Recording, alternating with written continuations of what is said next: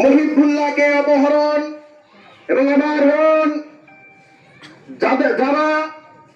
আমার বোন যিনি ইসকনের সদস্য এবং ইসকনের প্রবচনায় ব্যক্তি দ্বারা ধর্ষণের শিকার হয়েছে, সে আমার বোনের ধর্ষণের বিচার দেওয়ার জন্য আজকের বিক্ষোভ মিছিলে উপস্থিত হয়েছি।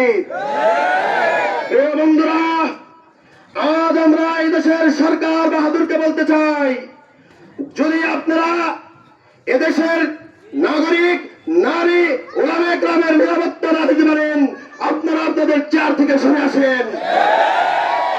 প্রিয় উপস্থিতি, আজ আমরা এমন একটা সময় উপস্থিত হয়েছি যে সময় আমাদের নেতা কেন্দ্রীয় মসজিদের ইমামকে অপহরণ করে পঞ্চগড়ে পাঠিয়ে দেওয়া হয়েছে। তাকে এ পাঠিয়ে দেওয়ার বিষয়ে ইসকনের সরাসরি ইন্ধন রয়েছে।